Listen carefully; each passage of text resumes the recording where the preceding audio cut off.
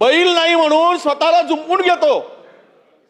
ज्या ठिकाणी आज मोठ्या प्रमाणामध्ये अध्यक्ष महोदय आत्महत्या होत आहेत, या संदर्भामध्ये चर्चा झाली पाहिजे अध्यक्ष महोदय।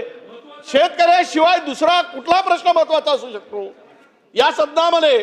कारण महाराष्ट्र आता सर्वात जास्त शेतकऱ्यांचा आत्महत्या करणारे शेतकऱ्यांचं राज्य झालंय।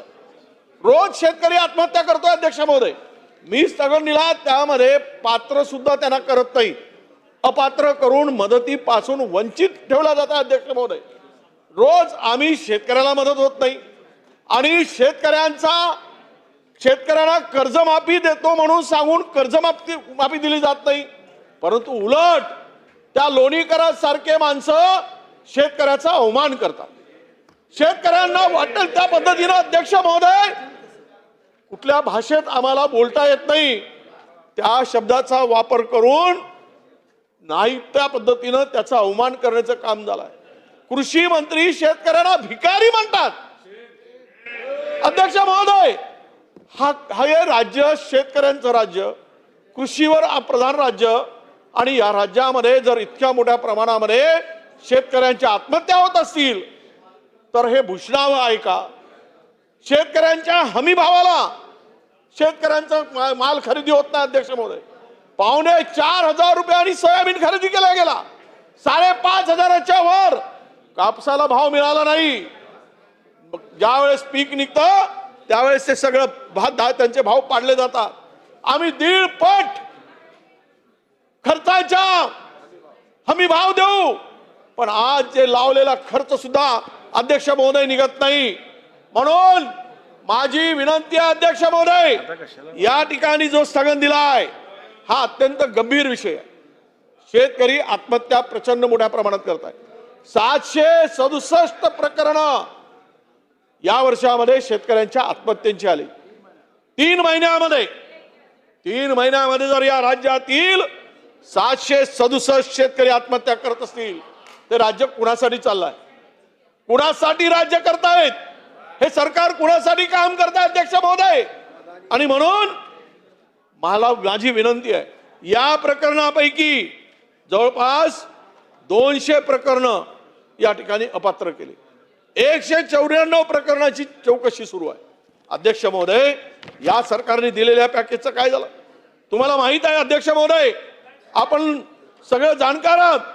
विदर्भातील अमरावती, अकोला, यवतमाळ, बुलढाणा, वाशिम, वर्धा या जिल्ह्यामध्ये जानेवारी ते ऑगस्ट या 7.5 महिन्याच्या कालावधीमध्ये या शेतकऱ्यांच्या आत्महत्येमध्ये प्रचंड वाढ झाली।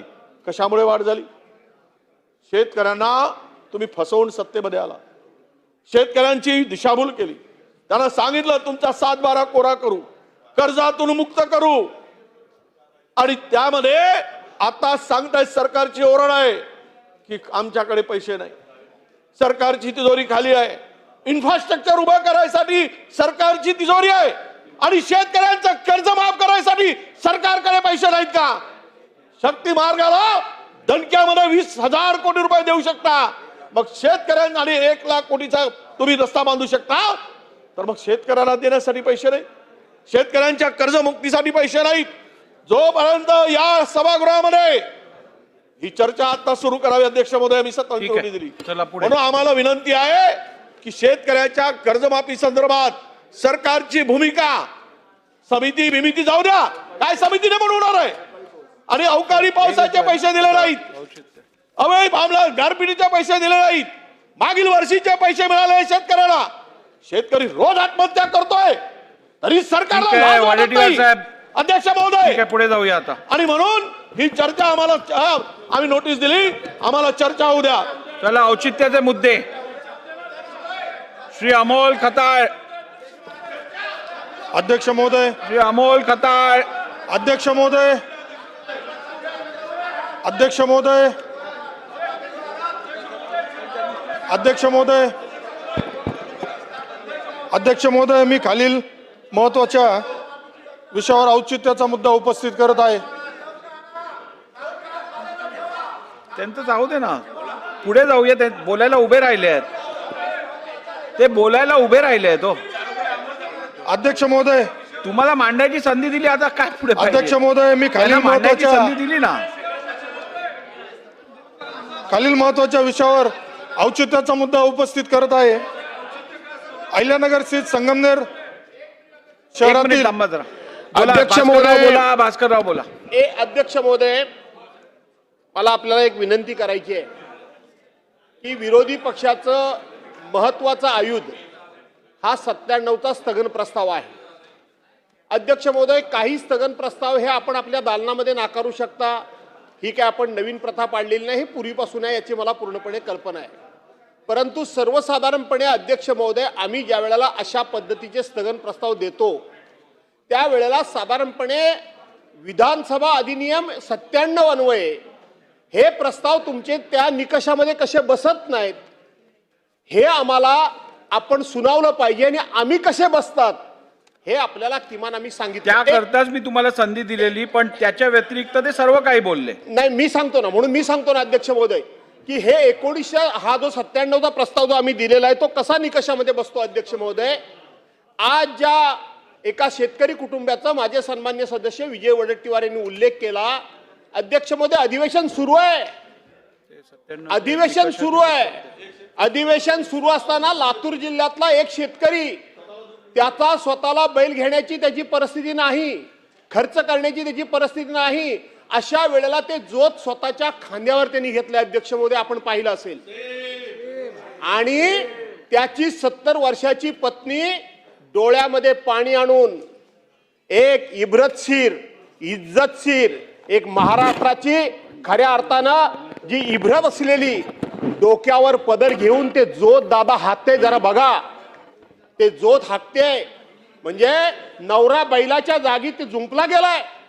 सरकारची जबाबदारी नाही. अध्यक्ष महोदय, अधिवेशन चालू असताना आम्ही सरकारकडून जबाब मागायचा नाही, कधी मागायचा? ज्या वेळेला एरवी सरकार वाटेल ते घोषणा करत असतं. पण अध्यक्ष महोदय, अधिवेशन चालू असताना अशा विषयावर तुम्ही चर्चा नाकारता. आमचं म्हणणंही ऐकून घेत नाही. नियमामध्ये हा प्रस्ताव कसा बसतो हेही तुम्ही ऐकून घेत नाही. कशाचे जोर, कसल्या शेतकऱ्यांचं सरकार, कशाला शेतकऱ्यांची कडव आणतं या ठिकाणी. आणि म्हणून अध्यक्ष महोदय, माझं स्पष्टपणे म्हणणं आहे की आम्ही दिलेला हा प्रस्ताव नियम 97 मध्ये तंतोतंत बसतोय. याची सर्वस्वी जबाबदारी सरकारवर आहे. अधिवेशन चालू आहे, सरकारचा डायरेक्ट संबंध या घटनेशी आहे. या आत्महत्यांशी संबंध सरकारचा डायरेक्ट संबंध आहे. म्हणून मी मेरिटवर न बोलता मी हा प्रस्ताव कसा या ठिकाणी मंजूर होऊ शकतो याच्यावर बोललोय. आणि म्हणून हा प्रस्ताव स्वीकारा, तात्काळ चर्चा सुरू करा, ही आमची मागणी आहे. रुलिंग देऊ दे, मला रुलिंग देऊ दे. शेतकऱ्याची आत्महत्या या राज्यात जर होत असेल त्याच्यापेक्षा गंभीर दुसरा प्रश्न होऊ शकत नाही, याबद्दल दुमत नव्हे. परंतु असं होत असतानाही आपल्याकडे सभागृहाचं जेव्हा आपण कामकाज करतो तेव्हा ते कामकाज ह्या संविधानाने दिलेल्या अधिकारातनं घडलेल्या नियमाप्रमाणे होणं हे अपेक्षित आहे आणि अनिवार्य आहे. तसं असताना ज्या वेळेला या प्रश्नावरती सखोल चर्चा इतर माध्यमातून जेव्हा होऊ शकते, विरोधी पक्षाचा प्रस्ताव आपण परवाला उद्याला घेऊ शकतो, त्यात तुम्ही मांडा, मी पूर्ण दिवस ह्याच्यावरती चर्चा घेईन. चला, मी निकषात बसत नाही. पहिलीच अमोल खटाळ. अध्यक्ष महोदय, तुम्हाला चर्चा करायची आहे की गोंधळ करायचा आहे? तुम्हाला चर्चा करायची आहे की गोंधळ करायचा आहे? तुम्हाला चर्चा करायची असेल तर प्रस्ताव सादर करा. उद्या पूर्ण दिवस मी याच्यावरती चर्चा घेईन. बसा. अध्यक्ष महोदय,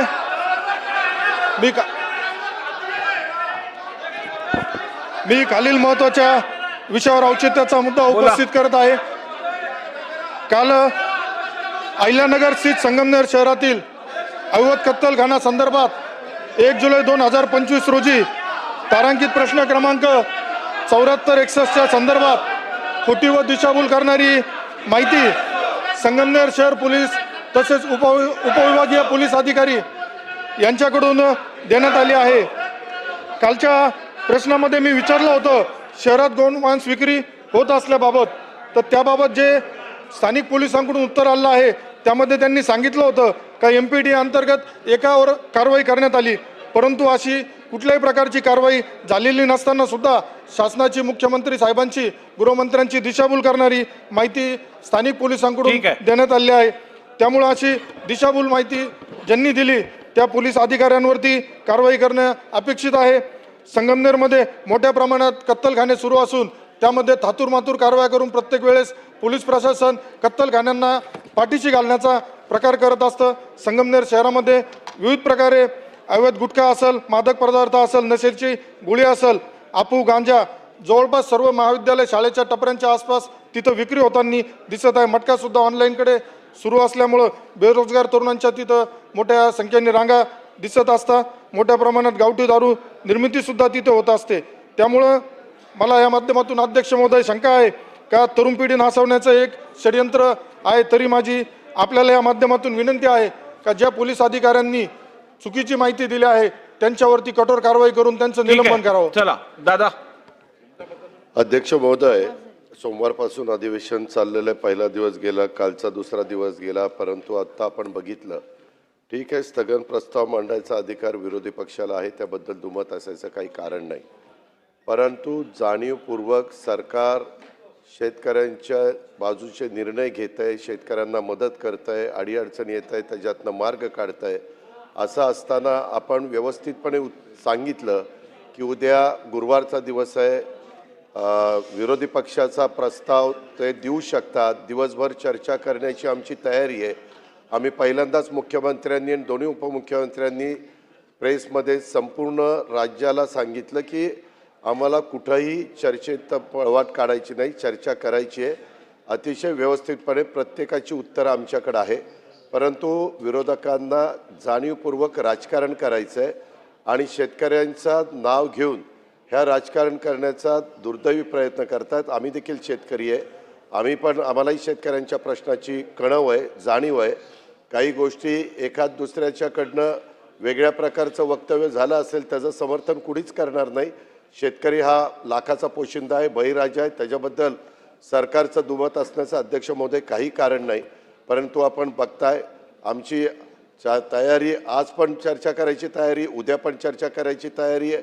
पण हे अशा प्रकारचा एक ह्या सभागृहाच्या माध्यमातून राज्यातल्या लोकांच्या पुढं असा भाऊ करण्याचा प्रयत्न केला जातोय की हे शेतकऱ्यांच्या प्रश्नाच्या बद्दलची चर्चा करू इच्छित नाही, हे पळवाट काढतात। असं कुठलंही नाही। महायुतीचं सरकार प्रत्येक विषयाच्या संदर्भात चर्चा करण्याची तयारी आहे आणि आपण सर्वोच्च पदावर बसलाय। आपण जे काही सांगितलेलं आहे तसं उद्या दिवसभर चर्चा ह्या विषयाची त्यांनी घ्यावी, आम्ही त्याला उत्तर द्यायला तयार आहोत। चला पुढे। सुनील शेळके। अध्यक्ष महोदय, सत्तारूढ पक्षही म्हणतोय चर्चा करा, त्यांची तयारी आहे, तर आता चर्चा घ्यायला हरकत नाही। प्रस्ताव द्या, उद्या पूर्ण दिवस चर्चा घेतो। बसा। आम्ही सुनील शेळके। अध्यक्ष महोदय, अध्यक्ष महोदय, अध्यक्ष महोदय, मावळ तालुक्यातील शेतकऱ्यांना इंद्रायणी भाताच्या बीजोत्पन्नाकरिता लागणाऱ्या बियाणांच्या उपलब्धतेबाबत मावळ निकषात तालुक्यातील बसत नाही। इंद्रायणी भात ही एक प्रसिद्ध तांदळाची जात असून मी तयार नाही ना, मला ठरवू द्या। अहो मी मला तर ठरवू द्या शेतकऱ्यावरतीच बोलतोय नियमाप्रमाणे। ना। अध्यक्ष महोदय, मी शेतकऱ्यावरतीच बोलतोय, यांना थांबवा। बस झालं, बसा आता। अध्यक्ष महोदय, अहो यांना थांबवा। अहो मी शेतकऱ्यावरतीच बोलतोय ना। नाही, एक मिनिट, अहो एक मिनिट बसून द्या, मला बोलू द्या। बसा बसा। हे बघा, याबद्दल दुमत नाही की विरोधी पक्षाला आणि शासनाला दोघांनाही या विषयावरती गंभीर चर्चा करायची आहे, याबद्दल दुमत नाही। परंतु मला सभागृह नियमाप्रमाणे चालवायला लागणार आणि त्या नियमाचा इंटरप्रिटेशन करायचे अधिकार या चेअरचे असल्यामुळे माझी सर्व सदस्यांना विनंती आहे की या चेअरनी दिलेल्या डिरेक्शनचा आपण अवमान करू नये। उद्या आपण चर्चा करून आणू। चला बोला, शेळकेजी बोला। अध्यक्ष महोदय, मावळ तालुक्यातील इंद्रायणी भात हे एक प्रसिद्ध तांदळाची जात असून तालुक्यातील मोठ्या प्रमाणावर इंद्रायणी भाताचे पीक घेतले जाते। जिल्हा अहिल्यानगर, मौजे, राहुरी येथे राज्यातील कृषी औद्योगिकरण व शेतकरी सक्षमीकरणासाठी महात्मा फुले कृषी विद्यापीठाची स्थापना केली असून सदर विद्यापीठाच्या माध्यमातून बीज उत्पादन व बीज प्रक्रिया राबवणे, कलमे उपलब्ध करून देणे इत्यादी सुविधा पुरवल्या जात असते।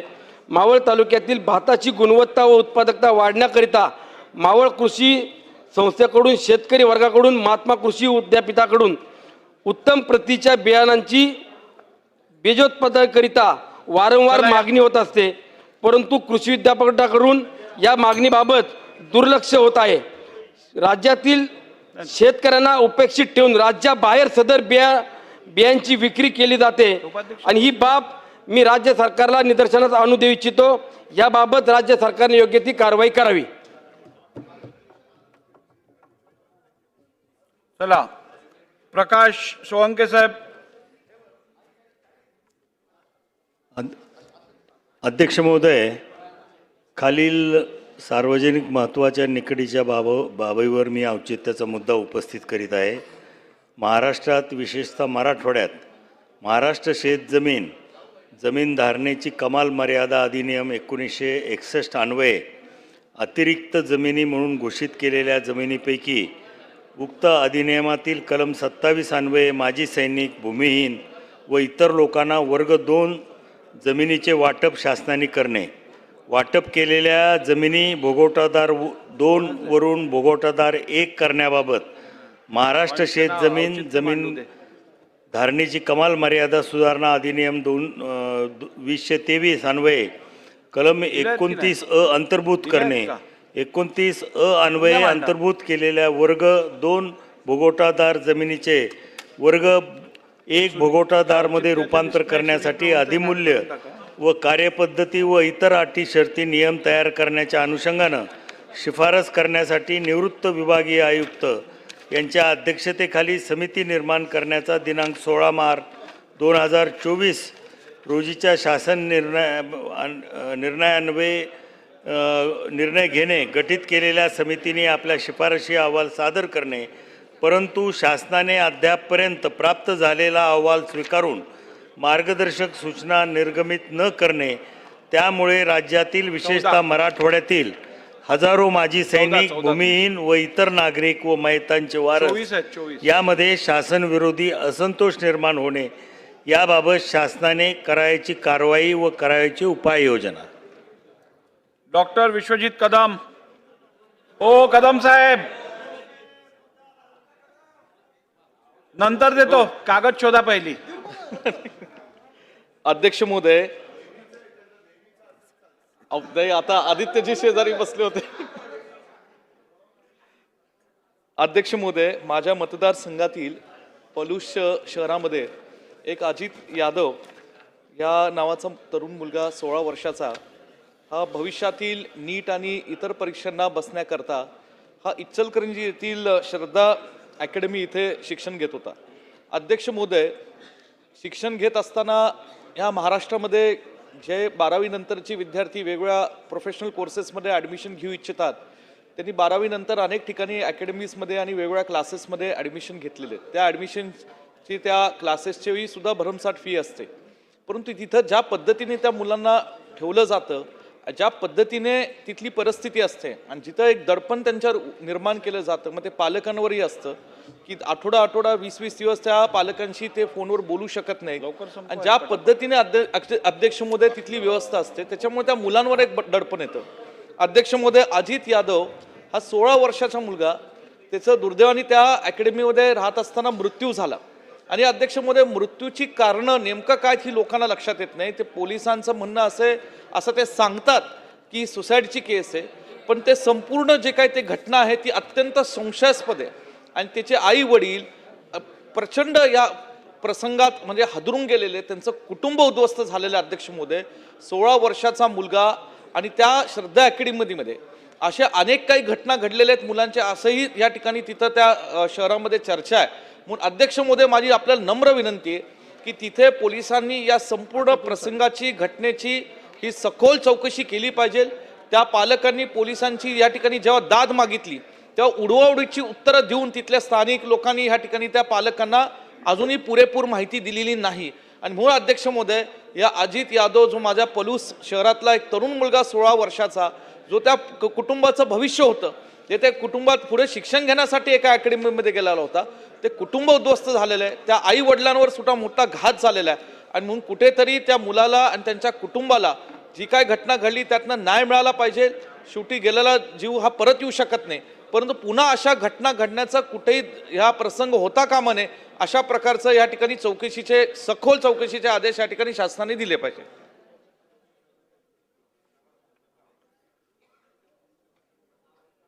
शेखर निकम. मी खालील सार्वजनिक महत्त्वाच्या व निकडीच्या बाबीवर औचित्याचा मुद्दा उपस्थित करत आहे. अध्यक्ष महोदय, चिपळूण तालुक्यातील मिरजोळी कोलेखाजण येथील शेतकरी प्रमोद कदम याच्या 5 दुधाळ म्हैशी विजेचा धक्का लागून मृत्युमुखी पडल्या. एक म्हैस अत्यवस्थ झाली. ही घटना महावितरणाच्या अवैध व निष्काळजी विद्युत प्रवाहामुळे घडली. पशुसंवर्धन विभागाच्या पंचनाम्यानुसार 5 जनावरांचे बाजार मूल्य 5,25,000 इतके आहे. परंतु महावितरणाकडून केवळ 30,000 प्रति म्हैस असं 1,80,000 एवढीच नुकसान भरपाईचा प्रस्ताव तयार करण्यात आलेला आहे. त्यामुळे या शेतकऱ्याला 3,75,000चं नुकसान होणार आहे. तरी शेतकऱ्यांचं जनावर हे त्याच्या उपजीविकेचं मुख्य साधन असतं. ही घटना अपघात नसून महावितरणाच्या निव्वळ दुर्लक्षामुळे घडलेली आहे. तरी माझी शासनाची या औचित्याच्या निमित्ताने मागणी आहे की अशा घटनांसाठी भरपाई दर ज्या पद्धतीने शासनाने दुधाळ गायींच्या अनुदानासाठी 90,000 प्रति म्हैस दर आहे तो दर ग्राह्य धरावा. त्याचप्रमाणे नवीन नुकसान भरपाईचे निकष स्पष्ट करावेत व सदर घटना ही खास बाब म्हणून मुख्यमंत्री निधीतून त्या शेतकऱ्याला मदत देण्याचं धोरण निश्चित करावं. त्याचबरोबरीने वितरणे भविष्यात अशा घटना टाळण्यासाठी त्वरित प्रतिबंधनात्मक उपाययोजना कराव्यात, जेणेकरून गार्डनिंग किंवा अशा काही अन्य पर्याय असतात, विशेषतः मानवी वस्त्यामध्ये गार्डनिंगचा जो वापर केला तर अशा घटना टाळता येतील. तरी ह्या घटनेकडे गांभीर्याने सरकारने लक्ष द्यावं ही विनंती. श्री हारून खान. धन्यवाद अध्यक्ष महोदय. औचित्याचा मुद्दा सरदार वल्लभभाई पटेल नगर, अंधेरी, पश्चिम मुंबई येथील प्लॉट क्रमांक BD1 येथील श्री साई सहकारी गृहनिर्माण संस्थेने घरे नादुरुस्त झाल्याने दिनांक 15/4/2024 रोजीच्या सुमारास म्हाडा प्राधिकरणाला स्वयंपुनर्विकासाचा प्रस्ताव सादर केला होता. सदर प्रस्तावाला अद्यापही म्हाडातर्फे परवानगी देण्यात आलेली नाही. मुंबई मंडळ म्हाडातर्फे सरदार वल्लभभाई पटेल नगर येथील सोसायट्यांचा स्वयंपुनर्विकास किंवा एकत्रित पुनर्विकासाबाबत शासनाने तातडीने निर्णय घ्यावा. तसेच असे मी औचित्याच्या मुद्द्यावरून शासनाला विनंती करीत आहे. अध्यक्ष महोदय, हे जे नादुरुस्त इमारत आहेत यांची जी अवस्था आहे एकदम बिकट झालेली आहे आणि ह्या बिकट झालेल्या अवस्थेमध्ये तिथे राहणाऱ्या लोकांना, तिथे राहणाऱ्या जे परिवार आहे त्यांनाही त्रास आहे. तर माझी आपल्याला विनंती आहे की पुनर्विकासबाबत शासनाने तातडीने निर्णय घेण्यात यावा. धन्यवाद. श्री विकास ठाकरे. माननीय अध्यक्ष महोदय, नागपूर शहरातील दाभा येथील झोडपी जंगलाच्या जमिनीवर MSIDCने एक प्रकल्प राबविला आहे.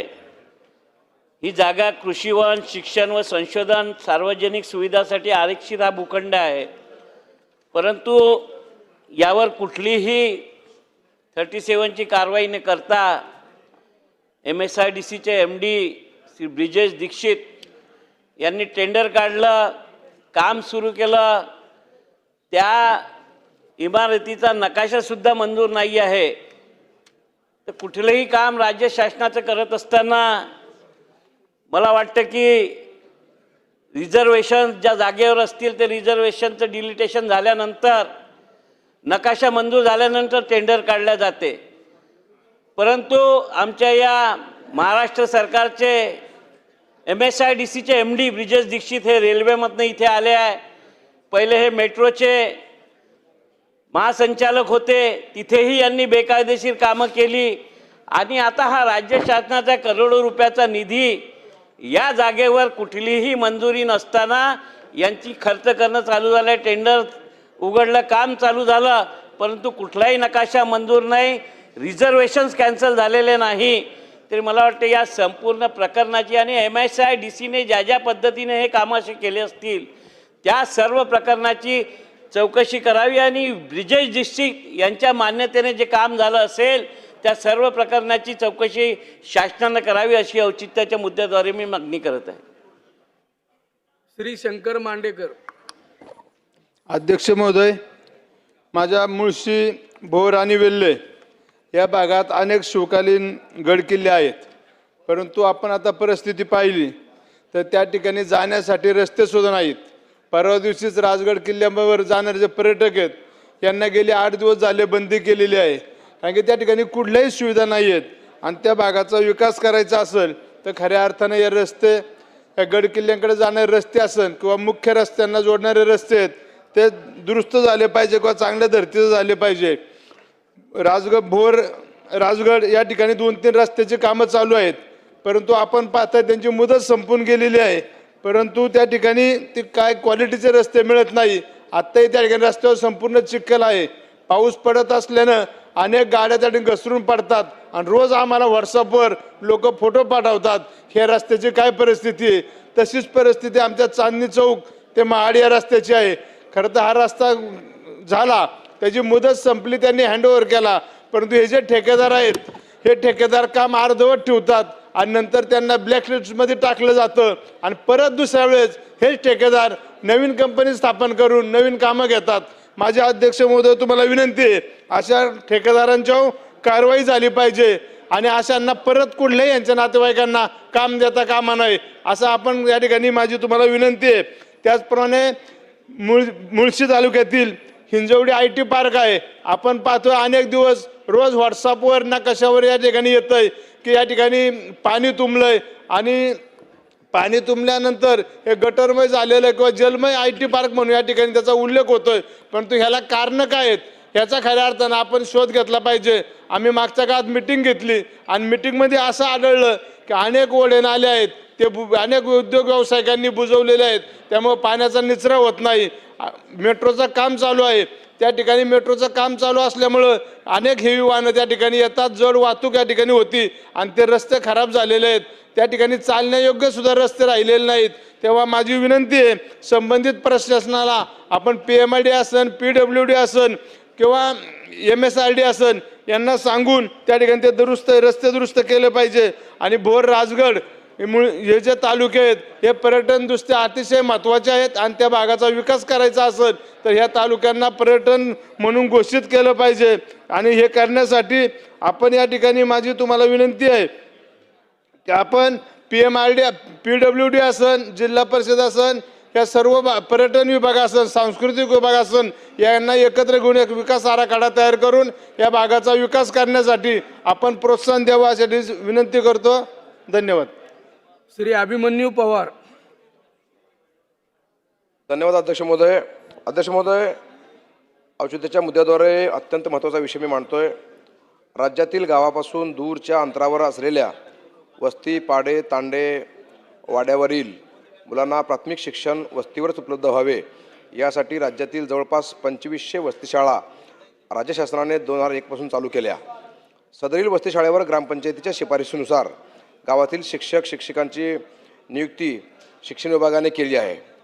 सदरील वस्तीशाळाचे रूपांतर ही जिल्हा परिषद प्राथमिक वस्तीशाळा असे नामकरण करून त्या ठिकाणी द्विशिक्षकीय शाळा म्हणून मान्यता देण्यात आली.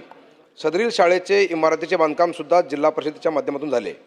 वस्तीशाळा शिक्षक अत्यल्प मानधनावर कार्यरत असल्याने त्यांची उपासमार होत असल्याने त्या वस्तीशाळांना त्या शाळेतील शिक्षकांना DTED चे शिक्षण देऊन त्यात उत्तीर्ण शिक्षकांना शासनाने 2014 सेवेत समाविष्ट करून घेतले.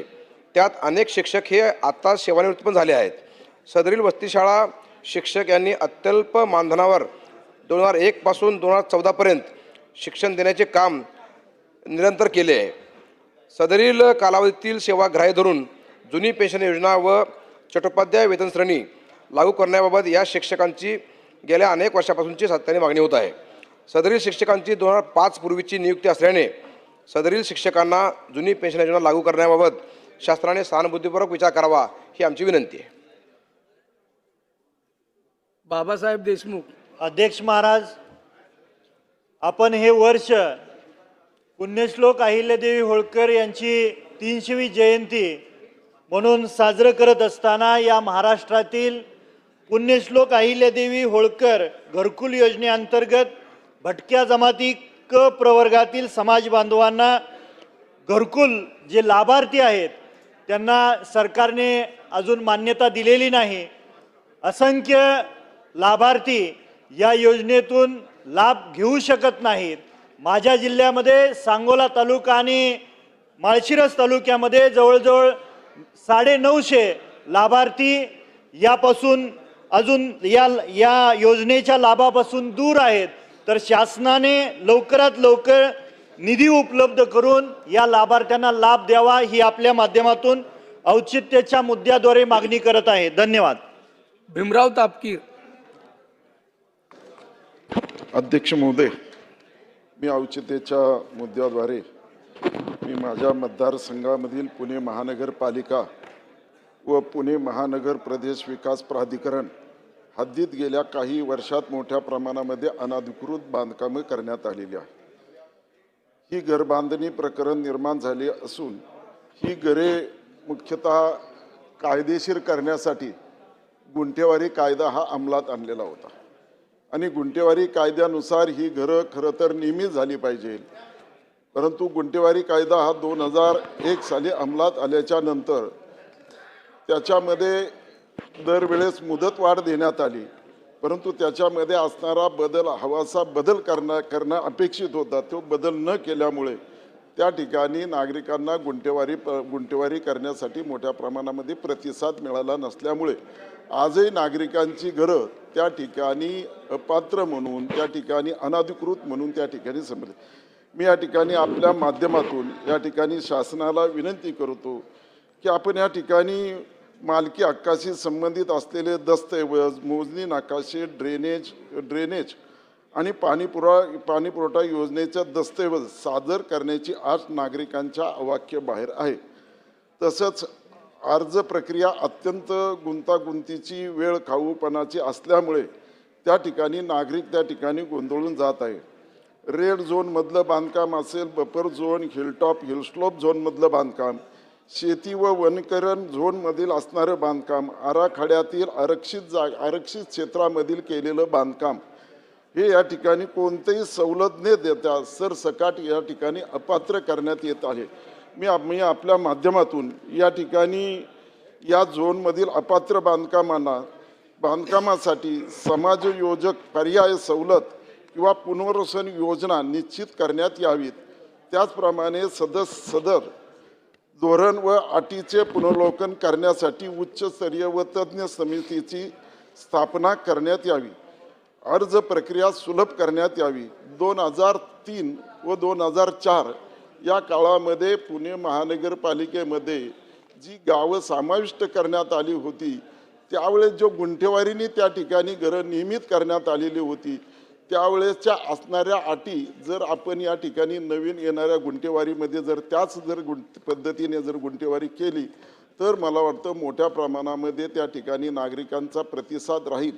त्यामुळं गुंठेवारी कायदा हा 2003 ते 2004 कालावधीमध्ये ज्या पद्धतीने पुणे महानगरपालिकेमध्ये राबवलेला होता त्याच पद्धतीने आता जर राबवला तर त्या ठिकाणी नागरिकांची अनधिकृत बांधकामं त्या ठिकाणी गुंठेवारीने नियमित होतील ही या ठिकाणी औचित्याच्या मुद्द्याद्वारे या ठिकाणी मी मागणी करत आहे. प्रशांत ठाकूर. अतुल बाबा भोसले. अध्यक्ष महोदय, सहकारी तत्वावरच्या पाणीपुरवठा योजनांचा समावेश हा ॲक्सिलरेटेड इरिगेशन बेनिफिट प्रोग्राममध्ये व्हावा अशा पद्धतीची विनंती आज मी सभागृहाला करत आहे. सहकारी तत्वावरच्या पाणीपुरवठा योजना मुळात ग्रामीण भागामध्ये ज्या शेतकऱ्यांना आपल्या शेतामध्ये स्वतःची योजना करता येत नाही अशा सगळ्या शेतकऱ्यांनी सहकारी तत्वावरच्या पाणीपुरवठा योजना स्थापन केल्या. या सहकारी तत्वावरच्या पाणीपुरवठा योजनांना सहकारी कारखान्यांनी देखील मदत केली आणि ही मदत केल्यानंतर या योजना उभ्या झाल्या. कालांतराने ह्या योजनांचं अपग्रेडेशन होऊ शकलं नाही आणि हे अपग्रेडेशन होऊ शकत नसल्यामुळं ह्या योजना आता अनवायबल झालेल्या आहेत. आज ॲक्सिलरेटेड इरिगेशन बेनिफिट प्रोग्रॅममध्ये जर का ह्या योजनांचा समावेश आपण करू शकलो तर ह्या योजना परत एकदा ऊर्जा अवस्थेत येतील आणि याचा फायदा मोठ्या प्रमाणावर महाराष्ट्रामधल्या ग्रामीण भागामधल्या शेतकऱ्याला होईल. मी आपल्याद्वारे विनंती करतो सरकारला की ह्या योजनांचा समावेश हा AIPP मध्ये करण्यासाठी योग्य ती कारवाई आपण करावी. श्री अजय चौधरी. धन्यवाद अध्यक्ष महोदय. अध्यक्ष महोदय, मी औचित्याच्या मुद्द्याद्वारे अतिशय महत्त्वाच्या अशा विषयावरती आपलं लक्ष वेधू इच्छितो. अध्यक्ष महोदय, आमदार स्थानिक विकास कार्यक्रम अंतर्गत उपलब्ध असलेल्या निधी विनियोजक संदर्भात मुंबई महापालिकेने तयार केलेला नवीन प्रस्ताव तातडीने रद्द करणं अत्यंत गरजेचं आहे. अध्यक्ष महोदय, महाराष्ट्र विधिमंडळ सदस्यांना आमदार स्थानिक विकास कार्यक्रमाअंतर्गत नागरी सुविधांकरता निधी दिला जातो. या निधीबाबत वित्त व नियोजन विभागाने नियम व सूचना निर्गमित केल्या आहेत. त्या अनुषंगाने नागरी सोयीसुविधांकरता कामांची शिफारस करणे हा विधिमंडळ सदस्य म्हणून आमचा हक्क आहे. परंतु असे असतानाही मुंबई महापालिकेच्या परिशिष्ट मंडळ 2 क्षेत्रात आमदार खासदार यांनी शिफारस केलेल्या कामांकरता म्हाडाला ना हरकत प्रमाणपत्र देण्यात येणार नाही असा प्रस्ताव महानगरपालिका उपायुक्त परिमंडळ 2 यांनी 24 मार्च 2025 रोजी माननीय आयुक्त मुंबई महानगरपालिका यांच्या मंजुरीकरता पाठवून त्यास महापालिका आयुक्त यांनी एप्रिल 2025 मध्ये मंजुरी दिली. अध्यक्ष महोदय, त्यानुसार अतिरिक्त महापालिका आयुक्त शहर यांनी म्हाडा प्राधिकरणात ना हरकत प्रमाणपत्र देण्यात येणार नाही असे पत्र पाठवले आहे. तसेच आमदार खासदार यांना नागरी सुविधा करता असलेला विकास निधी महापालिकेस वर्ग करावा अशी मागणी संबंधित पत्रात केलेली आहे. त्यामुळे विधिमंडळ सदस्यांच्या हक्काच्या निधीतून त्यांनी शिफारस केलेल्या नागरी सुविधांच्या कामांना न वापरता महापालिका आपल्या मर्जीने सदर निधी वापरण्याची तसेच आमदार निधीतून प्रस्तावित केलेल्या कामांना विलंब होण्याची शक्यता निर्माण झाली आहे. त्यामुळे शासनाने महापालिकेचा सदर प्रस्ताव तात्काळ रद्द करून नागरी सुविधांच्या कामाकरता म्हाडा झोपडपट्टी सुधार मंडळात निधी वर्ग करण्याची प्रचलित पद्धत सुरू ठेवण्याच्या अनुषंगाने तातडीने महापालिकेत सूचना करावी. कारण महापालिकांच्या ठेकेदारांचा काम अत्यंत निकृष्ट दर्जाचा असतो. अध्यक्ष महोदय, रस्त्यांच्या कामामध्ये आम्ही प्रत्यक्ष पाहणी केली त्यावेळी त्या सिमेंट कॉन्क्रीटचे रोड अतिशय निकृष्ट दर्जाचे होते. मी तक्रार केल्यानंतर त्या ठेकेदारांवरती दंडात्मक कारवाई केली गेली. आम्ही तक्रार केल्यानंतर दंडात्मक कारवाई होते. महानगरपालिका अधिकाऱ्यांचं लक्ष नसते किंवा जाणीवपूर्वक दुर्लक्ष केलं जाते. म्हणून आम्ही सुचवलेल्या कामांना ही जे काय त्यांनी नवीन पद्धत अवलंबलेली आहे त्याच्यावरती तातडीने सरकारने निर्णय घ्यावा, त्याला स्थगिती द्यावी अशी मी औचित्याच्या मुद्द्याद्वारे शासनास विनंती करीत आहे. श्री बाबूराव कदम कोळीकर. अध्यक्ष महोदय, मी औचित्याच्या मुद्द्याद्वारे सभागृहाला सांगू इच्छितो की नांदेड जिल्ह्यामध्ये 9 जून रोजी अतिशय सुसाट्याचा वारा सुटला. वादळी वाऱ्यामुळं पावसामुळं हातगाव आणि हिमायतनगर तालुक्याबरोबर नांदेड जिल्ह्यातल्या सर्वच तालुक्यामध्ये केळी त्याच्याबरोबर आंबा फळबाग पिकाची खूप मोठ्या प्रमाणात नुकसान झाली. जवळजवळ 4500 हेक्टर केळीची नुकसान झालेली आहे आणि माझ्या विधानसभा क्षेत्रात केळी पीक हे प्रामुख्याने आहे. आमच्या चव्हाणताईसुद्धा आहेत, त्यांनीसुद्धा आम्ही पाहणी केली. सन्माननीय खासदार अशोकरावजी चव्हाण साहेब यांनीसुद्धा पाहणी केली आणि जवळजवळ पूर्णला पूर्ण शेतकऱ्याचं 90 ते 100% केळी पिकाचं नुकसान झालेले आहे. परंतु जे पीक विमा कंपनी आहे 1228 लोकांनी केळी पिकाचा पीक विमा उतरवला. परंतु तिथला वाऱ्याचा वेग कमी, बऱ्याच त्याच्यात त्रुटी आहेत. त्यांचं म्हणणं असं आहे की प्रति तास 40 हवेचा वेग पाहिजे. परंतु तिथले यंत्र जे काही हवेचे मोजमाप यंत्र आहेत ते बंद अवस्थेत होते, त्याच्यामुळे शेतकऱ्याला त्या पीक विमा कंपनीकडून लाभ होत नाही. मला सांगा की आपण राज्य सरकार 11,900 रुपये राज्य सरकारचा एका हेक्टरला, केंद्र सरकारचा 11,900 रुपये आणि शेतकऱ्याचा 8,500 रुपये, तिघांचे मिळून किती पैसे चालले कंपन्याला? आम्ही वारंवार सोयाबीनचा सुद्धा नेहमी तेच प्रश्न उपस्थित करतो, परंतु पीक विमा कंपन्या, कृषी मंत्री महोदयाच्या दालनात बैठक सुद्धा लावली होती, कृषी मंत्री महोदयांनी सहकार्य सुद्धा केलं. त्या पीक विमा कंपनीला अत्यंत खालच्या स्तरात खडसावलं तरी सुद्धा त्याच्यावर फरक पडत नाहीत, कुठल्याही याद्या देत नाहीत, कोणाच्याही आधिपत्याखाली नाहीत ह्या पीक विमा कंपन्या. आणि शेतकऱ्याचा जेवढा म्हणजे जे स्वतःचं प्रीमियम, आज जरी शेतकरी सोयाबीन पिकासाठी एक रुपया भरत असेल तर महाराष्ट्र शासनानं 1600 कोटी रुपये पीक विमा कंपनीकडे भरले. राज्य शासनाचं वेगळा, केंद्र सरकारचं वेगळं. एका हेक्टरसाठी आपण 7 ते 8 हजार रुपये पूर्ण प्रीमियम त्या कंपन्याकडे जाते. आणि आपल्याला त्याच्या बदल्यात जर ह्या कंपन्याकडे पैसा देण्यापेक्षा डायरेक्ट शेतकऱ्याला दिलं तर शेतकऱ्याचा फायदा होणार आहे. आणि कंपन्या कोणालाही पैसे देत नाहीत. मागच्या वेळेस आम्ही सभागृहात ओरडतो परंतु कुठलाही त्याच्यावर परिणाम होत नाही. अध्यक्ष महोदय, शेतकऱ्याला तर जे 4,500 केळीचे बाधित शेतकरी आहेत हेक्टरी, त्याला तर मोबदला दिला पाहिजे, परंतु या पीक विमा कंपन्याचं काय करायचं? नेहमी प्रश्न माझ्यासारखाच, म्हणजे नांदेडच नाही तर अनेक जिल्ह्यामध्ये महाराष्ट्राच्या वादळी वाऱ्यामुळे नुकसान झालेलं आहे. याच्यावर काहीतरी तोडगा काढा. पीक विमा कंपन्या एकतर बंद करा, शेतकऱ्याला डायरेक्ट जे राज्य सरकार, केंद्र सरकार आणि लाभार्थ्याचा जे पैसा जाते ते शेतकऱ्याच्या डायरेक्ट खात्यात द्या, एवढीच मी सभागृहाला विनंती करतो. त्याचबरोबर या वादळी वाऱ्यामुळं वीज कंपनीचं एवढं म्हणजे शेतकऱ्याचं नुकसान झालं. आजही ते इलेक्ट्रिकल पोल पडलेले आहेत. शेतकऱ्यानं बाजूनं पेरणी केली परंतु आज सुद्धा ते पोल उभारले नाहीत. मी वारंवार आम्ही बैठका घेतल्या तरी सुद्धा एवढ्या मोठ्या प्रमाणात नुकसान झाली आहे. हजारो लाखो कोटी रुपयांची नुकसान झाली आहे. तात्काळ आमची जे शेतकऱ्याची नुकसान भरपाई दिली पाहिजे. आणि त्याचबरोबर राज्य सरकारनं वचननाम्यामध्ये विलक्षणच्या वेळेस कर्जमाफीचा विषय दिलेला आहे. सरकार देणारच आहे, याच्यात कुठलंही दुमत नाही, कर्जमाफी. परंतु हे केळी पिकाचं जे नुकसान झालेलं आहे त्या शेतकऱ्याला कमीत कमी या अधिवेशनात त्यांचं तरी कर्ज माफ करा, एवढीच मी सभागृहासमोर आपल्याला विनंती करतो. आणि संजय मेश्राम. धन्यवाद अध्यक्ष महोदय. औचित्याच्या माध्यमातून मी एक वेगळा विषय मांडला होता. आपल्या एक रुपयामध्ये विमा योजनेबद्दलची माहिती होती, पण मी वेगळ्या विषयावरती बोलू इच्छितो. आपण अनुमती द्यावी. अध्यक्ष महोदय, काही दिवसाआधी माझ्या मतदारसंघामध्ये एक ॲम्ब्युलन्समध्ये आग लागली आणि मोठा स्फोट झाला.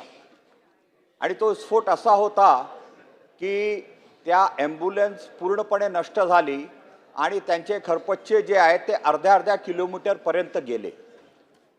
आणि ती ॲम्ब्युलन्स गडचिरोलीवरून येत होती आणि त्याच वेळेस सुप्रीम कोर्टाचे चीफ जस्टिस नागपूरला होते. आणि म्हणून मला असा संशय आला की बहुतेक IED वगैरे असेल. आणि मी तात्काळ त्या पोलीस अधिकाऱ्यांना विनंती केली की याच्यावरती तुम्ही त्या ड्रायव्हरला अरेस्ट करा. माझी ती रील 2 दिवसामध्ये 10 लाखापर्यंत पोचली. आणि पूर्ण महाराष्ट्रावरून संतप्त डॉक्टर्स आणि आपले जे ड्रायव्हर होते त्यांच्या प्रतिक्रिया यायला लागल्या. साहेब, तुम्ही फोन उचला, आम्हाला तुम्हाला सत्कार करायचा आहे. मी त्यांच्याशी बोललो आणि खऱ्या अर्थाने मग त्यांनी मला सांगितलं की सर, अशीच एक घटना जळगावमध्ये झालेली आहे. अध्यक्ष महोदय, ॲम्ब्युलन्स आपण रुग्णांना आणण्याकरता करतो, त्याच्यामध्ये ड्रायव्हर असतो, हेल्पर असतो. आणि जर अशा घटना ॲम्ब्युलन्समध्ये होत असतील तर हे केवढी गंभीर बाब आहे हे मी तुम्हाला सांगू इच्छितो. आणि मग त्यांनी अनेक निवेदनं माझ्याकडे दिलेले आहेत.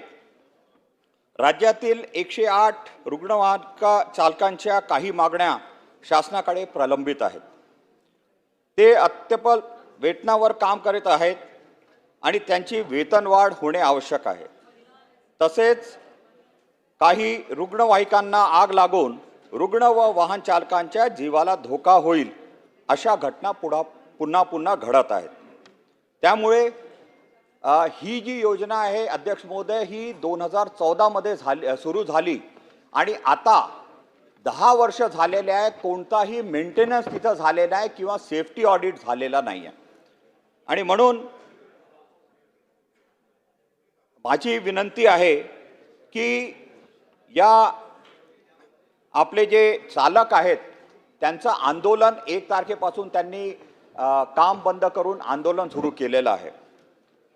आणि आंदोलन करत असतानाही शासन करीत असलेले दुर्लक्ष, त्यामुळे वाहन चालकात पसरलेले असंतोषचे वातावरण व नाराजगीची भावना, त्यामुळे शासनाने याबाबत तातडीची कारवाई करून राज्यातील सर्व 108 रुग्णवाहिका चालकांना तातडीने न्याय मिळवून देण्याबाबत या औचित्याच्या माध्यमातून मी शासनाकडे विनंती करतो.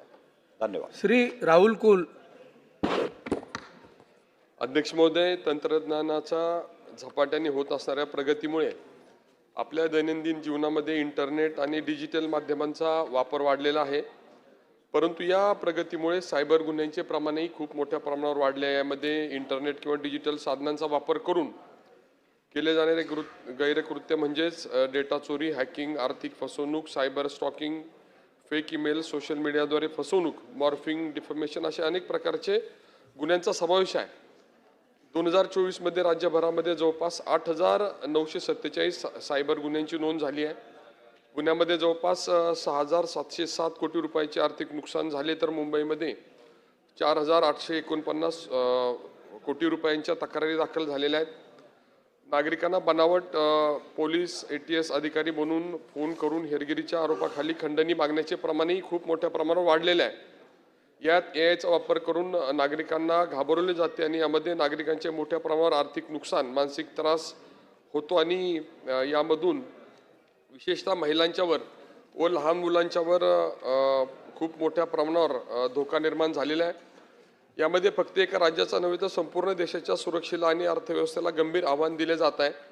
यासाठी सरकारी उपाययोजना लागू करून आपण माहिती तंत्रज्ञान कायदा 2000 IT ॲक्ट 2000 लागू केला असला तरी त्याची प्रभावी अंमलबजावणी होत नाही आणि त्यामुळे 2024 मध्ये सायबर गुन्ह्यांची उकलचे प्रमाण हे 20% कमी आहे आणि ही सुद्धा एक गंभीर बाब आहे.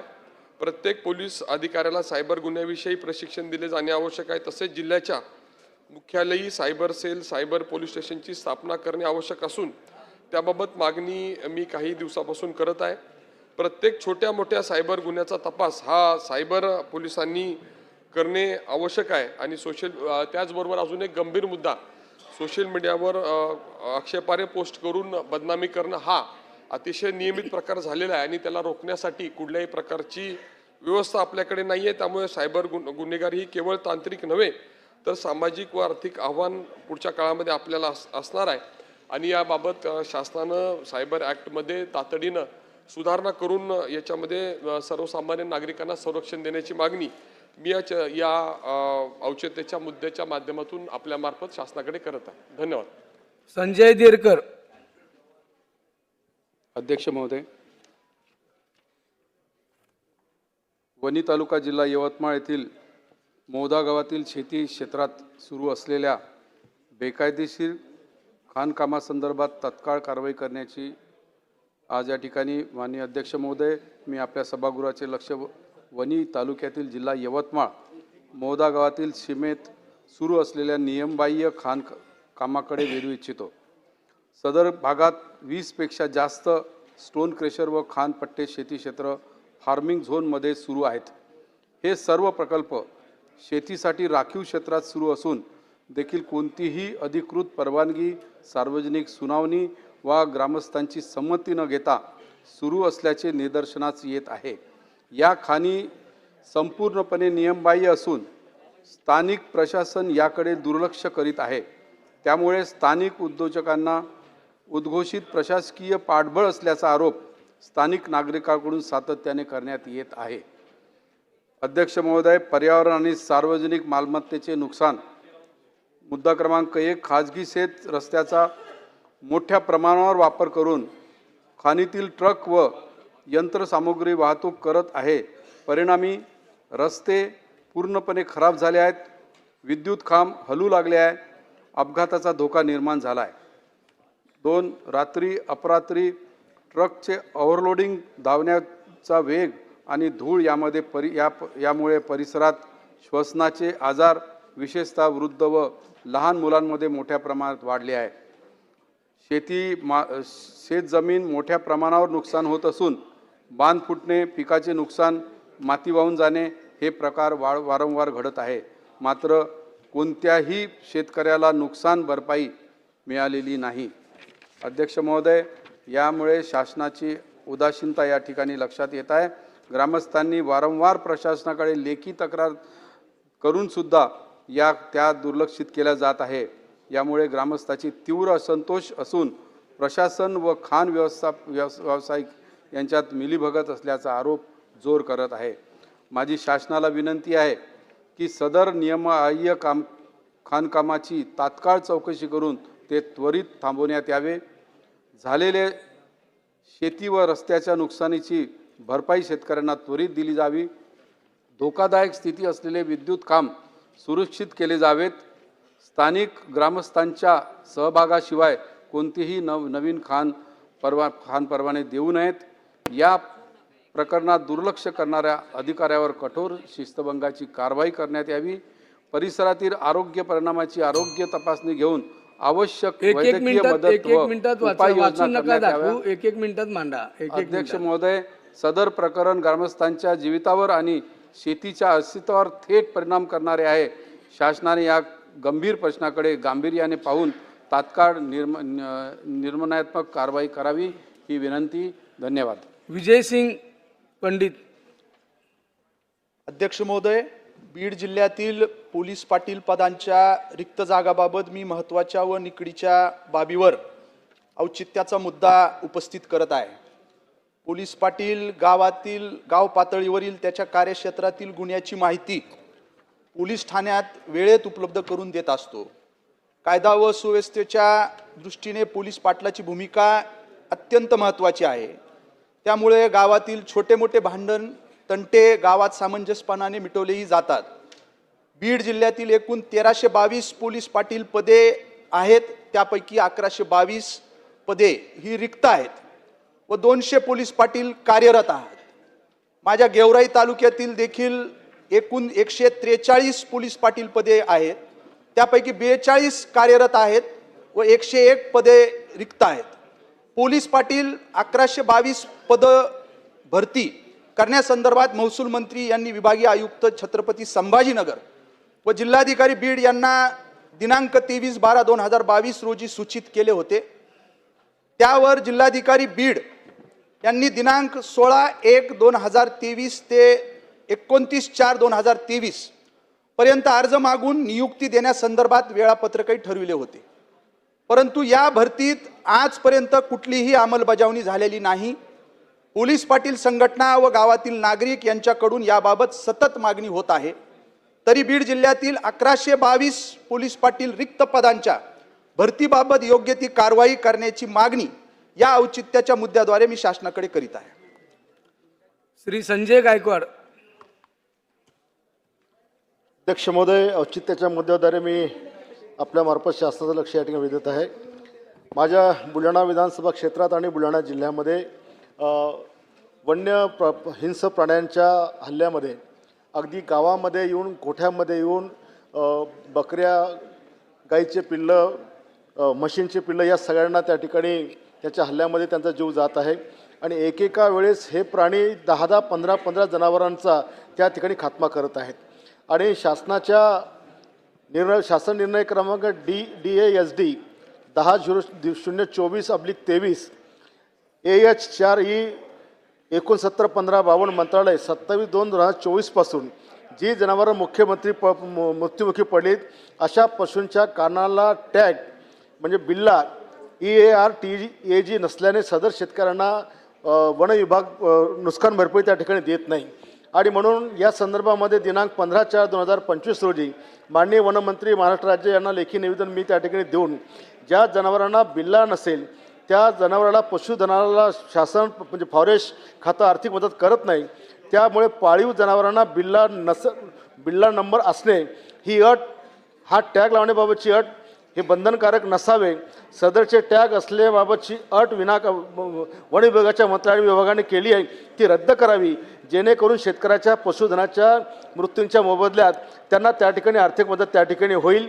त्याचप्रमाणे शासकीय दवाखान्यामध्ये ज्या पद्धतीने रुग्णांना आपण जी एंट्री फी आपण 10 रुपये घ्यायचो ती शासनाने बंद केली, तशाच प्रमाणे ग्रामीण भागातल्या महाराष्ट्रभर जेवढे पशुवैद्यकीय दवाखाने आहेत त्या पशुवैद्यकीय दवाखान्यामध्ये जनावरांना ज्यावेळेला त्या ठिकाणी कुठल्याही आजाराकरता आणलं जातं त्यांना ती 10 रुपयाची फी सक्तीची केली आहे, ती देखील रद्द करण्यात यावी, ही मागणी मी औचित्याच्या माध्यमातून आपल्यासमोर करत आहे। श्री धनंजय गाडगीळ। धन्यवाद।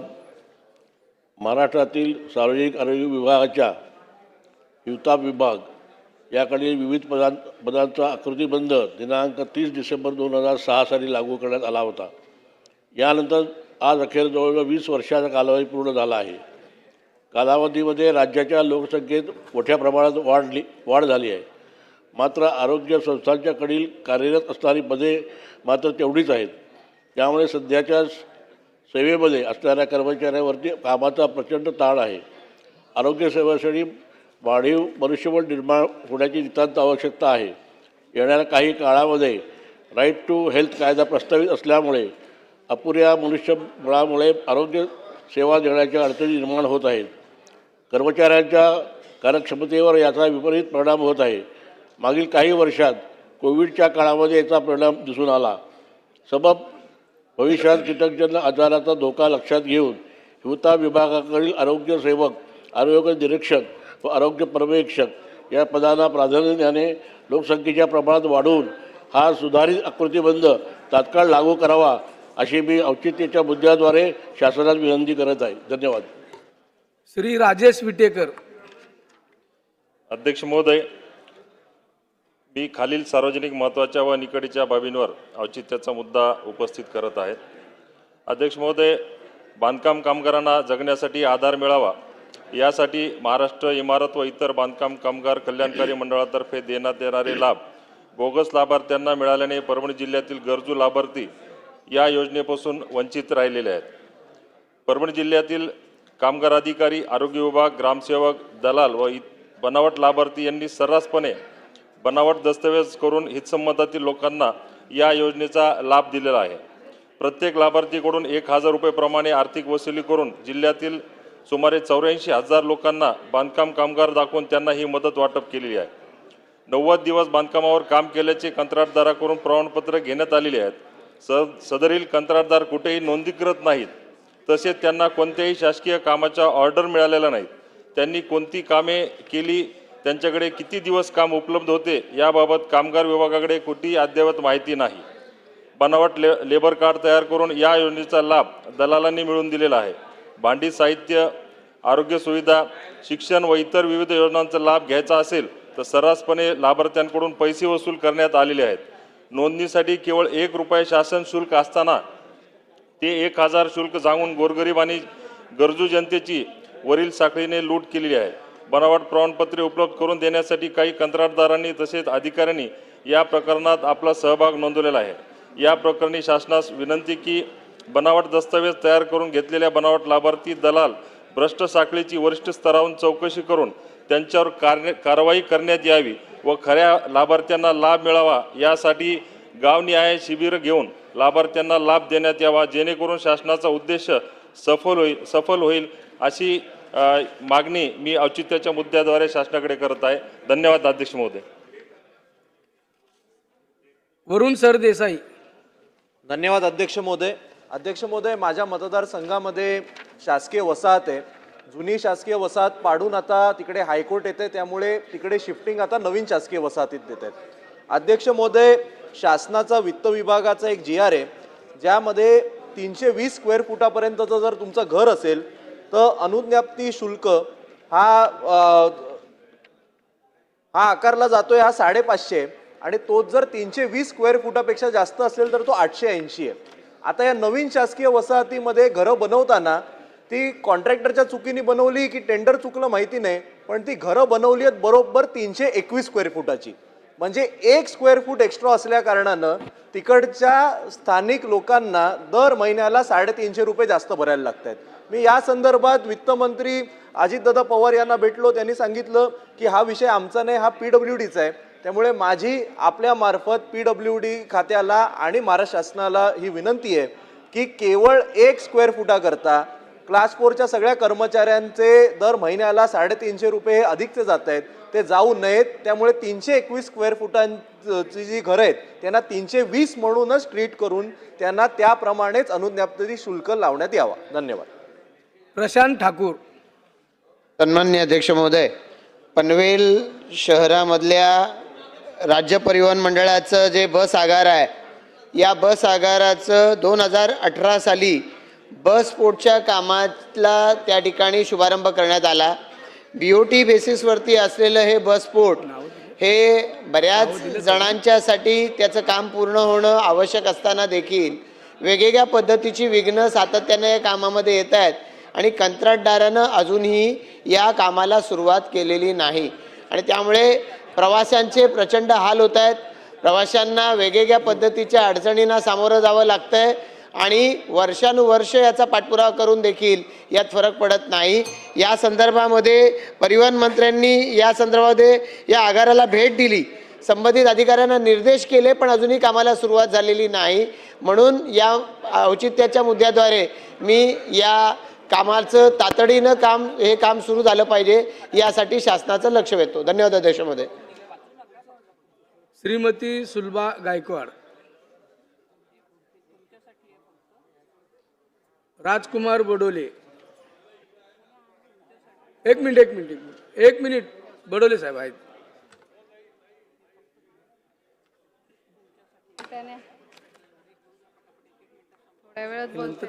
थोड्या वेळात बोलते. नेक्स्ट घ्या तुम्ही.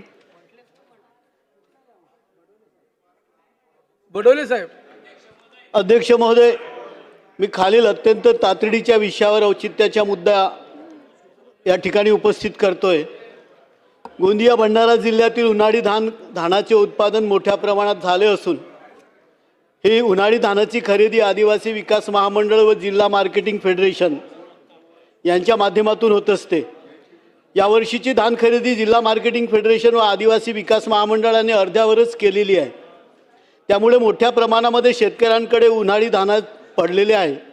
याबाबत शासनाकडे वारंवार पाठपुरावा केला असता धान खरेदीची जी लिमिट वाढत नसल्यामुळे शेतकऱ्याचे धान खरेदी केले जात नाही, ही बाब लक्षात आली.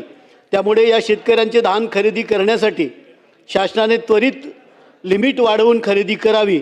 त्यासाठी अन्न व नागरी पुरवठा विभागानं त्वरित पुढाकार घ्यावा ही विनंती आपल्या माध्यमातून करतो. तसेच आदिवासी विकास महामंडळानं यावर्षी उन्हाळी धानाची जी खरेदी केली, परंतु ज्या शेतकऱ्यांची खरेदी झाली त्या शेतकऱ्यांच्या खात्यामध्ये त्यांची रक्कम जमा झाली नाही आणि म्हणून ऐन पेरणीच्या हंगामात शेतकऱ्यांना प्रचंड अडचण निर्माण झाली आहे.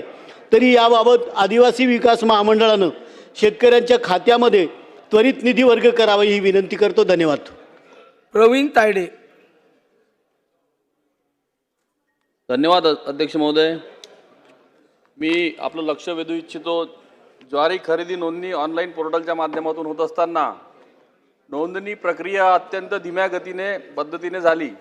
दिवसाला 4 ते 5 अर्जाची नोंद आपल्याला पाहायला मिळाली. परंतु जी मुदत दिली होती 15 जूनपर्यंत, प्रत्यक्षात ऑफलाईन अर्ज जवळपास 2000 अर्ज प्रलंबित असून चांदूर बाजार अचलपूरमध्ये शेतकरी वंचित राहिलेले आहे. प्रवीणजी एक मिनिटातच सांगा. एकच मिनिटात. आत्ता 25 लोकांची झालेली आहेत, अजून 10 आहेत, त्याच्यानंतर उरलेले उद्या घेता येईल. नोंदणीला मुदतवाढ पाहिजे. ऑफलाईन अर्ज प्रलंबित आहे, तिथे पडून आहे, परंतु ज्वारी नोंदणीसाठी शेतकऱ्यांची नोंदणी न झाल्यामुळे ऑफलाईन अर्ज प्रलंबित आहेत आणि शेतकरी वंचित राहील प्रत्यक्षात 3371 भाव असताना मार्केटमध्ये 1200 ते 1250 रुपयेची खरेदी प्रमाणे शेतकऱ्यांचं नुकसान होत आहे. त्यामुळे मी शासनाला आपल्या माध्यमातून विनंती करतो की ऑनलाईन जे हे आहे प्रक्रिया आहे तिची तारीख वाढवून शेतकऱ्यांना मदत करावी. तसेच माझ्या मतदारसंघात आता अवकाळी पावसामुळे व गारपिटीमुळे केळीचं, कांद्याचं आणि संत्र्याचं प्रचंड प्रमाणात नुकसान झालेलं आहे. त्याची पीक पाहणी झालेली आहे, परंतु शासनातर्फे शेतकऱ्यांना मदत द्यावी मी आपल्यामार्फत विनंती करतो. धन्यवाद. बाबाजी काळे. महोदय, आपल्या माध्यमातून शासनाला माझी विनंती आहे की यावर्षी पाऊस खूप मोठ्या प्रमाणामध्ये झालेला आहे. खेड तालुक्यातून शिक्रापूर, चाकण, तळेगाव, मुंबई रस्ता या ठिकाणी जातोय. आत्ताच मागच्या महिन्यामध्ये या ठिकाणी मावळ तालुक्यात एक दुर्घटना घडली. अशाच पद्धतीनं म्हाळुंगे पोलीस स्टेशन जवळचा जो पूल आहे तो दोन्ही बाजूला तुटलेला आहे. मोठ्या प्रमाणामध्ये ट्रॅफिक जर झाली आणि त्याच्यात जर गाड्या अडकल्या तर मोठ्या प्रमाणामध्ये दुर्घटना होऊन तो रस्ता बंद पडू शकतो. दुसरा विषय असा की पावसामुळे पश्चिम भागातील सगळेच रस्ते त्या ठिकाणी मोठे खड्डे आणि पाणी साठलेलं आहे. भीमाशंकर हे 12 ज्योतिर्लिंगापैकी एक देवस्थान त्या ठिकाणी आहे आणि एसट्या आणि पर्यटकांचं जाणं येणं त्या ठिकाणी बंद झालेलं आहे. MIDC तुम्ही आपल्या मतदारसंघाच्या शेजारीच आहात. मोठ्या प्रमाणामध्ये MIDC आपल्या चाकण हबमध्ये आहे. MIDCच्या सर्व अधिकाऱ्यांचं रस्त्यांवर दुर्लक्ष आहे. सर्व रस्ते खड्डेमय झालेले आहेत. कामगारांना त्या ठिकाणी जाता येत नाही आणि त्या माध्यमातून 2-2 फूट पाणी त्या ठिकाणी साठलेलं आहे. आणि चाकण आंबेठाण हा रस्तासुद्धा ह्यामधून झाला आहे, परंतु अद्याप काम पूर्ण नाही. मृत्यूचा सापळा म्हणून त्या रस्त्याची ओळख आहे. मागील महिन्यातच 3 युवकाचा मृत्यू त्या ठिकाणी झाला आणि त्याला जबाबदार खऱ्या अर्थानं कॉन्ट्रॅक्टर आणि अधिकारी आहेत, त्यांच्यावर कारवाई व्हावी. आणि आपल्या माध्यमातून शासनाला मी विनंती करतो की ह्या सर्व रस्त्यांची दुरावस्था पाहून लवकरात लवकर त्या ठिकाणी नूतनीकरणासाठी कार्यवाही व्हावी आणि आपल्या चाकण शिक्रापूर रस्त्याचं लवकरात लवकर टेंडर होऊन कामाला सुरुवात व्हावी अशी अपेक्षा व्यक्त करतो. धन्यवाद. अबू आझमी. धन्यवाद अध्यक्ष महोदय. मैं औचित्य के मुद्दे पर मैं एक अहम मुद्दे को उठा रहा हूं सर. अध्यक्ष महोदय, महाराष्ट्र राज्य में 16 अप्रैल 1975 को उर्दू एकेडमी बनाई गई थी.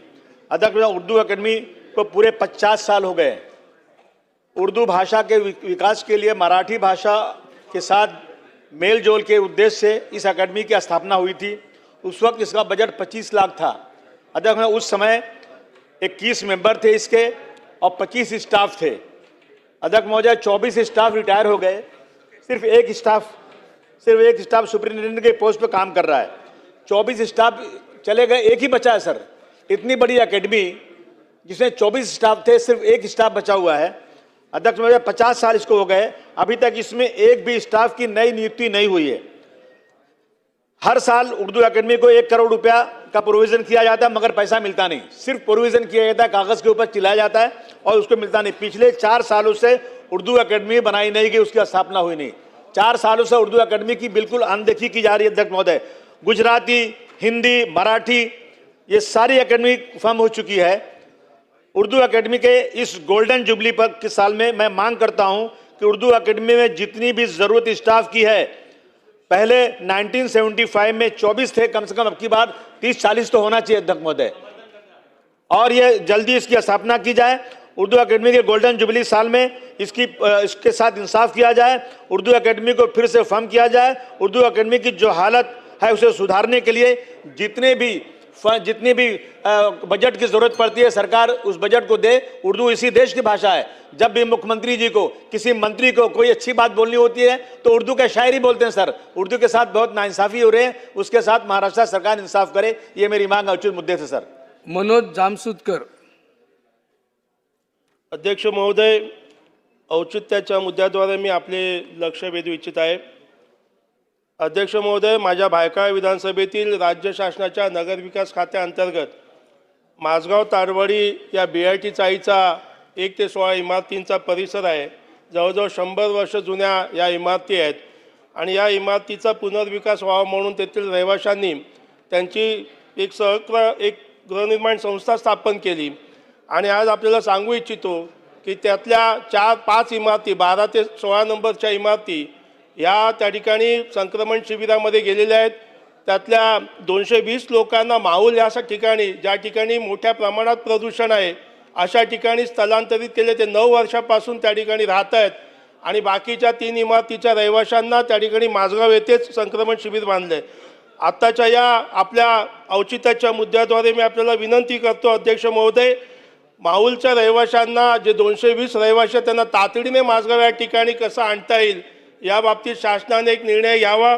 तसंच माझगाव तारवाडीचं जे पुनर्विकासाचं काम आहे हे BDD चाळीच्या आणि काळा चौकीच्या अभुदय नगरच्या धर्तीवरती त्या ठिकाणी महानगरपालिकेच्या माध्यमातून एक विशिष्ट धोरण राबवून त्यांचा पुनर्विकास तातडीने व्हावा अशी आपल्याला या ठिकाणी विनंती करतो. याच्यापूर्वी देखील हिवाळी अधिवेशनात आणि अर्थसंकल्पीय अधिवेशनात देखील मी मुख्यमंत्र्यांकडे मागणी केली होती की त्यांच्या दालनामध्ये तातडीने संबंधितांची बैठक आयोजित करावी, परंतु अद्यापही बैठक आयोजित केलेली नाही. गेल्या 6 महिन्यात 2दा निवेदन मुख्यमंत्र्यांना दिलेलं आहे, अद्यापही मुख्यमंत्र्यांनी वेळ दिलेला नाही. अध्यक्ष महोदय, मी आजच्या या औचित्याच्या मुद्द्याद्वारे आपल्याकडे मागणी करतो की तातडीने शासनाने याच्यामध्ये लक्ष घालावं आणि माझगाव तारवाडीच्या पुनर्विकासामध्ये रहिवाशांना न्याय द्यावा. माहुलच्या रहिवाशांना पुन्हा एकदा 200 नागरिकांना रहिवाशांना माझगाव तारवाडी या ठिकाणी स्थलांतर तातडीने करावं.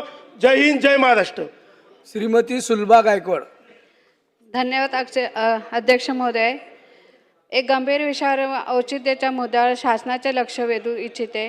कल्याण डोंबिवली महापालिका क्षेत्रात सध्या मंजूर एकत्रीकृत विकास नियंत्रण व प्रोत्साहन नियमावली लागू आहे. तथापि अनेक भागांमध्ये जमिनीचे मालकी हक्क टायटल स्पष्ट नसून त्या जमिनी महसूल नोंदणीप्रमाणे महाराष्ट्र शासनाच्या नावावर आहेत. महापालिकेच्या स्थापनेपूर्वी या जमिनी अनेक स्थानिक गावकरी व नागरिक राहत आले आहेत. त्याने त्या जागांवर घरे उभारली आहेत. मात्र अधुनिकृत दस्तऐवजाच्या अभावामुळे त्यांना मालकीचा अधिकार सिद्ध करता येत नाही.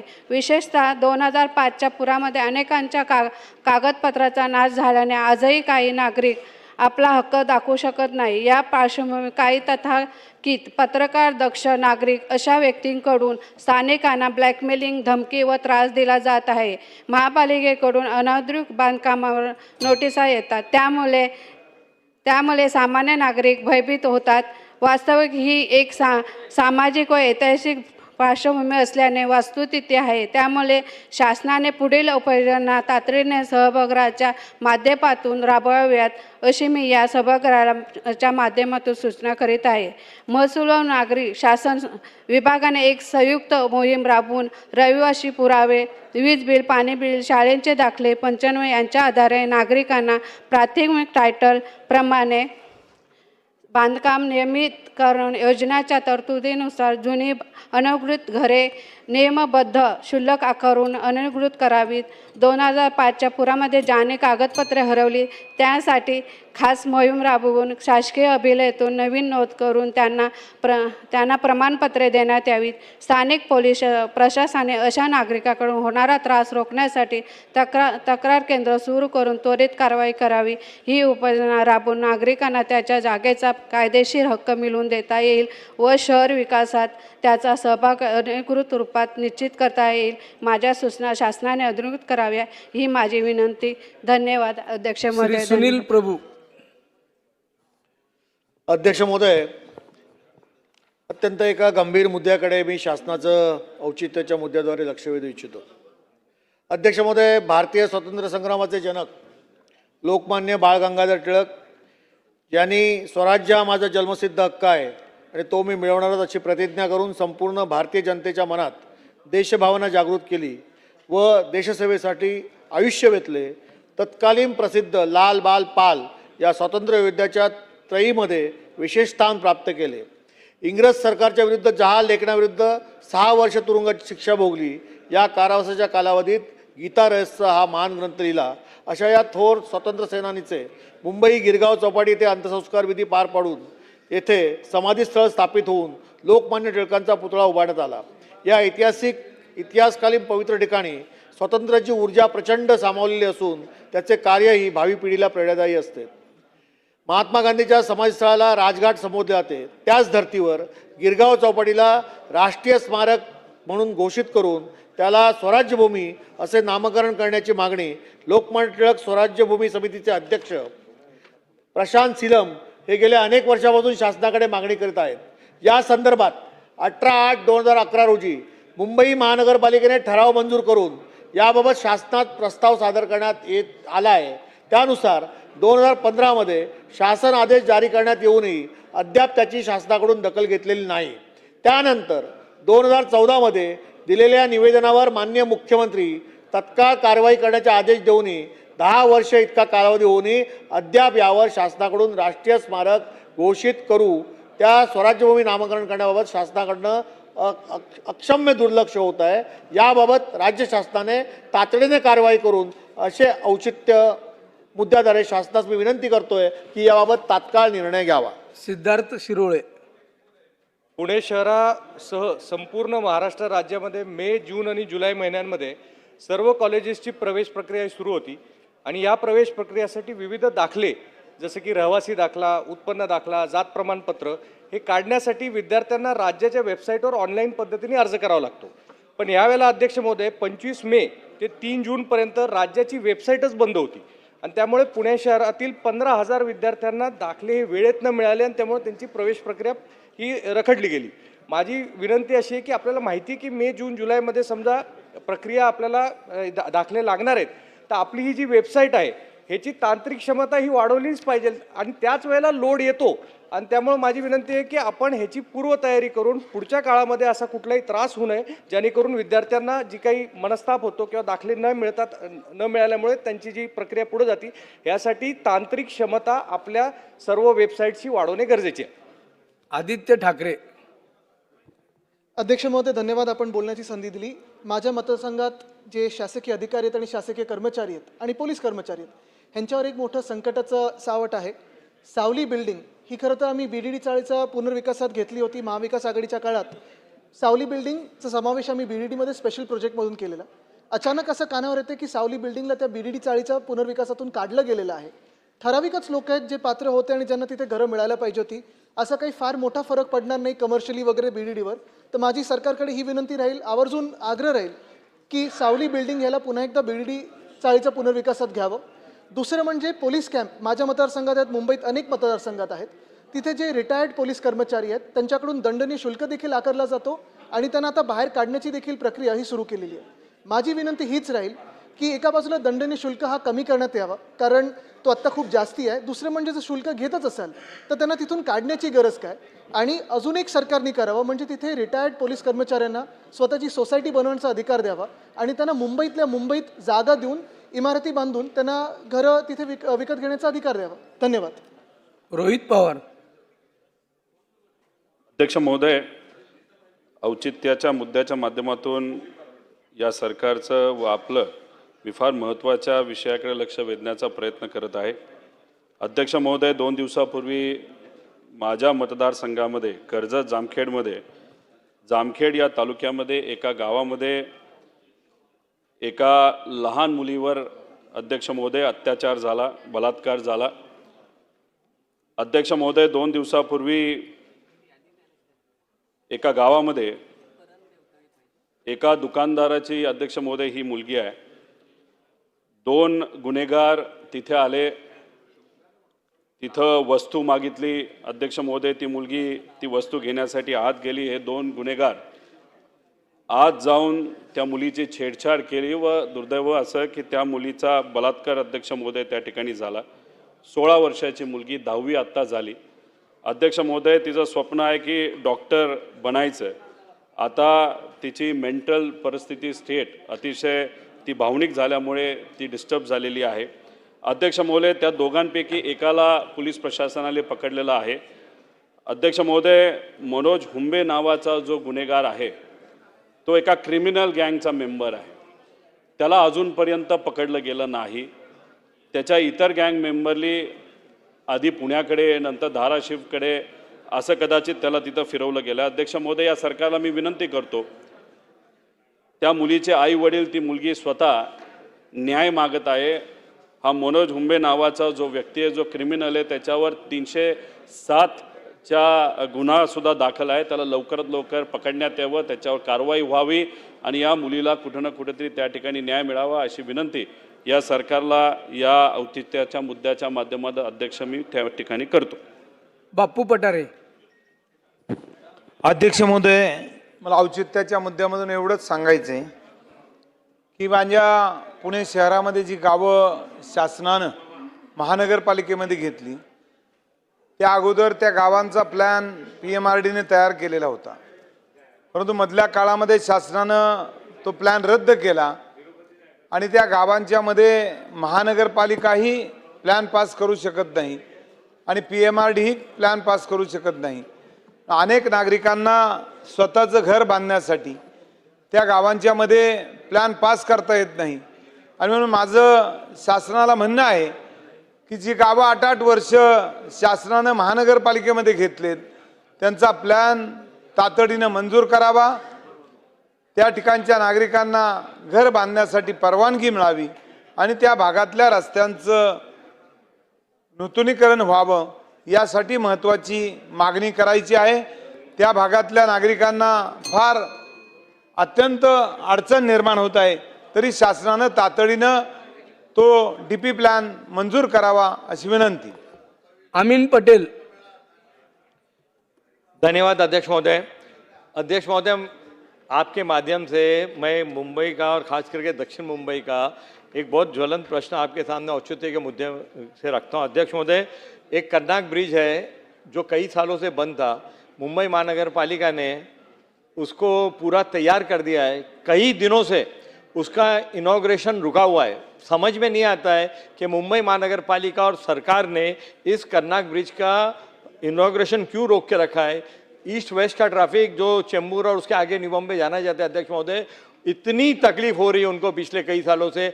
आपके माध्यम से मेरी विनती है सरकार से कि इमीडिएटली 1-2 दिन के अंदर उस कर्नाक ब्रिज का इनॉग्रेशन कर लोगों के लिए खोल दिया जाए, लोगों को सहूलत मिलेंगी. अध्यक्ष महोदय, उसके साथ जो हैंकॉक ब्रिज है आधा बन के 10 साल से पड़ा हुआ है, आधा चालू हो गया आधा बंद है.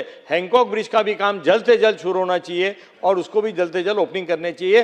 सरकार ने इसकी नोंद लेना चाहिए. कोई मिनिस्टर है तो इसका जवाब दे कि जल्द से जल्द कर्नाक ब्रिज को पब्लिक के लिए, ट्रैफिक के लिए शुरू किया जाएगा. अध्यक्ष मुझे आदेश दीजिए आप. जितेश अंतापूरकर.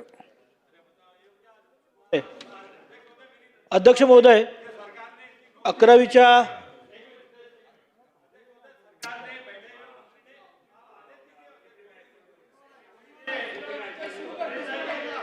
अध्यक्ष महोदय, 11वी ऑनलाईन प्रवेश प्रक्रियेत येणाऱ्या अडचणींच्या संदर्भात आणि त्यामुळे अनेक विद्यार्थी शिक्षणापासून. एक मिनिट. अध्यक्ष महोदय, अमीन पटेल यांनी जी सांगितली बाब अतिशय गंभीर आहे. ही गोष्ट खरी आहे की तो ब्रिज तयार होऊन तसा मोकळा पडलेला आहे, टोटली रंग संपूर्ण लावलेला आहे आणि ते लवकरात लवकर चालू करणं गरजेचं आहे, जेणेकरून लोकांची वाहतूक जी कोंडी होते ती पूर्ण होईल.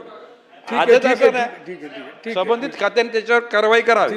जितेश अंतापूरकर. अध्यक्ष महोदय, 11वी ऑनलाईन प्रवेश प्रक्रियेत येणाऱ्या अडचणींमुळे अनेक विद्यार्थ्यांना शिक्षणापासून वंचित राहत असल्यामुळे मी या ठिकाणी औचित्याच्या मुद्द्याद्वारे मी सभागृहाचे या ठिकाणी लक्ष वेधू इच्छितो. माझ्या देगलूर बिर्डी विधानसभा मतदारसंघात इयत्ता 10वी बोर्डाच्या परीक्षेत उत्तीर्ण होणाऱ्या विद्यार्थ्यांची टक्केवारी जास्त असल्याने तसेच मागील काही वर्षात पॉलिटेक्निक, ITI, नर्सिंग, ॲग्रिकल्चर आदी विद्या शाखांमध्ये पदवी